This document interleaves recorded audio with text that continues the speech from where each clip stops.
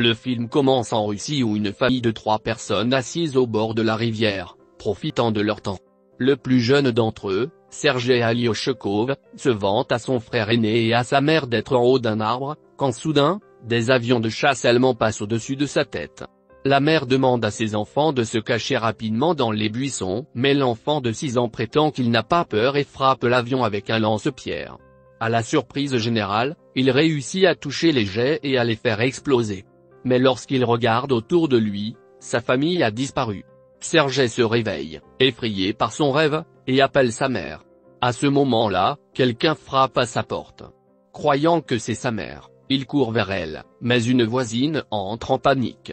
Elle remercie Dieu de l'avoir maintenu en vie et l'informe que sa mère et son frère sont morts. Le petit garçon ne comprend pas ce qu'elle dit et veut rester dans la maison pour attendre sa mère. La femme lui dit que les Allemands les ont attaqués et qu'il doit s'enfuir.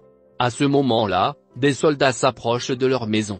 La femme fait sortir Sergei par la fenêtre, mais elle est abattue avant de pouvoir le rejoindre. Le petit garçon de 6 ans est maintenant tout seul, sans famille ni amis. Alors que Sergei s'enfuit de la maison, il voit tout le quartier brûler derrière lui.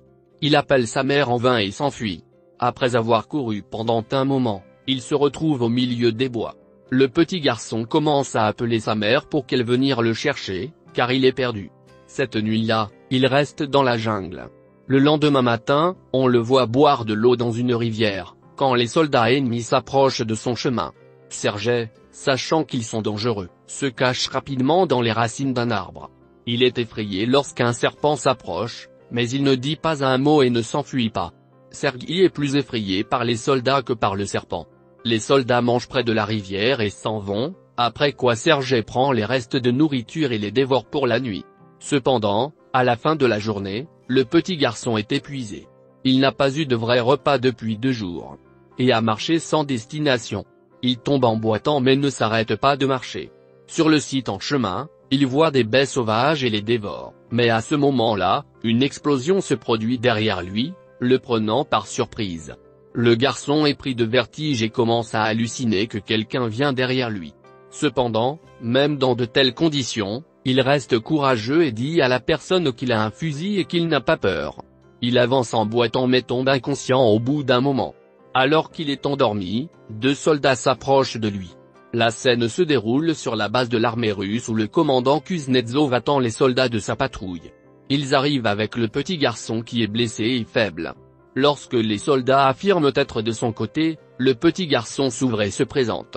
Les soldats rient quand le gamin serre la main du commandant, en lui suggérant de se présenter aussi. Les soldats se sentent affectueux avec le petit garçon, et l'entourent. Ils lui font boire de l'eau et le nourrissent. Même le commandant, par ailleurs froid, prend soin de l'enfant. Une infirmière nommée Katia pense les blessures de Sergei. Et est charmée par sa personnalité. Le gamin lui demande de dessiner un tank sur ses blessures, car il veut être un soldat quand il sera grand. Même les soldats blessés parlent à l'enfant, et se sentent plus légers. Sergei est fasciné par le fusil du commandant et son lot. Le commandant répond aussi à toutes les questions du petit garçon et le laisse jouer avec son pistolet d'honneur après en avoir retiré les balles. Sergei lui montre le tank dessiné sur son ventre, et se vante d'être lui-même un soldat. Le petit garçon guérit très vite. L'infirmière Katia demande au commandant de laisser le garçon avec le bataillon, mais il n'est pas d'accord, affirmant que ce ne serait pas sûr, il veut envoyer Sergei dans un orphelinat. Les soldats passent tout leur temps libre avec Sergei. Ils lui rendent visite tout au long de la journée. Ils lui apportent de la nourriture envoyée de loin par leur famille, et le laissent même jouer avec leurs jumelles. Un jour, un soldat va voir le commandant pour lui demander de laisser le garçon rester avec le bataillon. Les soldats ont développé un lien étroit avec l'enfant, et le considèrent comme leur propre enfant. Sa présence les soulage du poids de la guerre. Cependant, le commandant est inflexible sur le fait d'envoyer le garçon à l'orphelinat, pour sa propre sécurité. Le jour suivant, les ennemis attaquent, et de nombreux soldats sont blessés. Un véhicule vient chercher Sergei pour l'emmener à l'orphelinat. Le commandant de commandante annonce la nouvelle à l'enfant et lui offre un pistolet d'honneur en bois. Le garçon l'embrasse à son tour, affirmant qu'il a peur pour la sécurité du commandant. Le commandant flotte dans son étreinte, et change d'avis. Il demande à Sergei de rester avec les soldats comme son fils. Cette nuit-là, Les soldats cherchent des vêtements de petits soldats pour le petit garçon, ils sont fous de joie d'avoir Serge reste avec eux.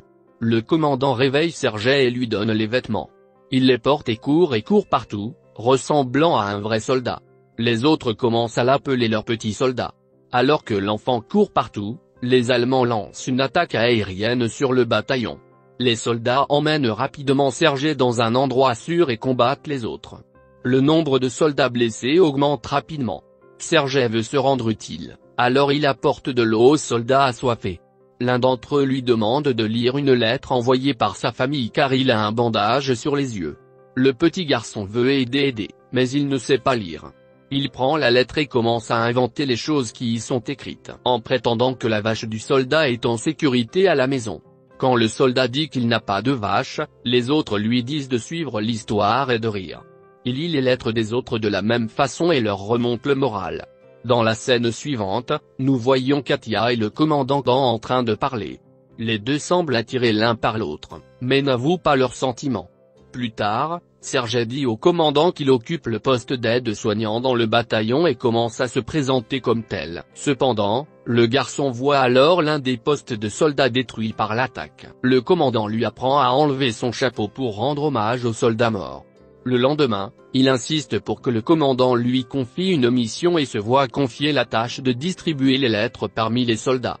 Il accomplit sa tâche efficacement et fait même danser les soldats pour lui. Le jour suivant, Serge s'éloigne un peu de la base avec ses jumelles. Alors qu'il joue avec, il voit la jambe de quelqu'un bouger à l'intérieur d'une botte de foin. Le bataillon raconte ses découvertes aux soldats. Les soldats sont sceptiques, mais vont quand même avec le garçon. Quand ils arrivent près de la botte de foin, ils sont alertés de voir deux espions allemands qui se cachent en dessous. Les espions sont arrêtés, et le garçon est félicité pour son intelligence. Cette nuit-là, le commandant montre à Serge les papiers légaux de son adoption. Il est maintenant officiellement l'enfant. Serge sait que le commandant a des sentiments pour Katia, alors pour le remercier de sa gentillesse, il l'emmène se confesser à elle. Mais les deux hommes la voient parler à un autre homme, et supposent à tort qu'elle est intéressée par quelqu'un d'autre. La base est à nouveau attaquée par les Allemands. Cette fois, Serge aide les soldats de toutes ses forces, en fournissant des munitions aux soldats du front. La ligne de front, mais les soldats qui s'y trouvent lui ordonnent de retourner dans le hangar car c'est trop dangereux à l'extérieur. Lorsqu'il arrive au hangar, il voit le commandant et d'autres personnes paniquer car la connexion du téléphone avec le colonel est perdue. Un soldat est envoyé pour réparer les fils cassés. Serge suit le soldat et voit qu'il a été mortellement blessé. Il demande au soldat mourant comment il peut réparer les fils, et le fait lui-même. La connexion revient et d'autres troupes sont appelées. L'enfant de 6 ans a sauvé la vie de tout le monde. Plus tard, nous voyons le commandant et Katia parler près de la rivière. Le commandant lui avoue enfin son amour et lui demande d'être la mère de Serge. Katia est aux anges, mais avant qu'elle ne puisse dire quoi que ce soit, un soldat s'approche d'eux et donne au commandant une lettre, disant qu'ils ont été enlevés. Au commandant une lettre disant qu'ils ont été expédiés de la base. Le jour suivant, tous les soldats partent pour leur nouvelle base avec Serge. Cependant, sur leur chemin, ils rencontrent un champ de mines qui fait exploser certains de leurs véhicules. Le commandant est blessé tandis que l'infirmier du groupe, dont Serge était proche, meurt dans l'explosion. Il pleure et serre le commandant dans ses bras. Ils portent les blessés avec eux et continuent leur voyage vers leur nouvelle base. Quand ils atteignent enfin l'autre base, ils rencontrent le chef du commandant, le général. Lui aussi est impressionné par l'ambition de l'enfant, et félicite le commandant d'avoir un enfant aussi intelligent. Le jour suivant, leur division reçoit une bannière de garde, et le garçon aussi. Il promet de sauver son pays lorsque le général lui remet son lot. Une nuit, leur base est attaquée brutalement, et le commandant est piégé sous les ruines. Serge pleure son père et tente de le sauver. Il appelle les autres soldats, qui ont fini par sortir le commandant. Le jour suivant, Serge s'approche d'un blessé, il s'est blessé aux mains en essayant de sauver le commandant. Le gamin est désormais un élément inséparable de l'équipe. Il n'a pas de famille à part eux, et se déplace partout où ils vont dans la guerre. Le film se termine alors que l'on voit le régiment se déplacer vers une autre base. Une voix en arrière-plan raconte qu'il a même pris part à la bataille de Stalingrad, et qu'il a atteint la Pologne avec les soldats. Il est actuellement connu comme le plus jeune soldat du monde. et l'histoire légendaire de sa bravoure est désormais connue du monde entier. Abonnez-vous pour recevoir d'autres vidéos comme celle-ci, activez les notifications, et laissez un commentaire pour aider la chaîne. Merci d'avoir regardé.